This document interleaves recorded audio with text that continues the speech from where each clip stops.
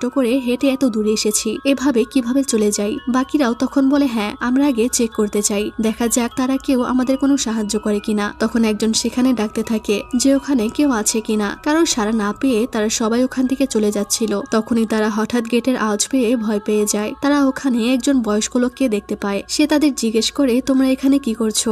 জেরোম বলে আপনি কি এখানকার কেয়ারটেকার? লোকটি অবাক হয়ে জিজ্ঞেস করে তোমরা এই জায়গাটা খুঁজে পেলে কি করে? ম্যাট তখন বলে আমরা সবাই আসলে পাহাড়ে হাইকিং করতে করতে হারিয়ে গিয়েছি আর জঙ্গলের মাঝে এই পরিত্যক্ত স্কুলটা খুঁজে পেলাম। জেরোম বলে আপনাদের কাছে কি পানি পাওয়া যাবে? লোকটি তখন তাদের গেট খুলে দেয় আর সবাইকে ভেতরে আসতে বলে আর বলে তবে একটা কথা মনে রেখো, এটা কোনোভাবেই পরিত্যক্ত স্কুল নয়। একজন জিজ্ঞেস করে তার মানে এখানে কি স্টুডেন্টরা আছে? সে তাদের কিছুই বলে না, শুধু ভেতরে যেতে বলে। কিন্তু জেন অনেক ভয় পাচ্ছিল ভেতরে যেতে। ম্যাট বলে চলো তাড়াতাড়ি ভিতরে যাওয়া যাক, কারণ সূর্য ডোবার আগেই আবার আমাদেরকে বেরিয়ে পড়তে হবে। তাই তারা ভেতরে চলে যায়। আর যাওয়ার সময় লোকটি তাদেরকে বলে মনে রেখো এই ইউনিভার্সিটি 7টার পরেই চেঞ্জ হয়ে যায়, যেটার মানে তারা কিছুই বুঝতে পারে না। ভেতরে গেলে লোকটি বলে তোমাদের এখন আগে রেজিস্টার করতে হবে। এটা শুনে ম্যাট বলে আমরা শুধু হারিয়ে গিয়ে এখানে এসেছি, আমরা এখানে এনরোলমেন্ট করতে আসিনি। তখন জেরোম মজা করে বলে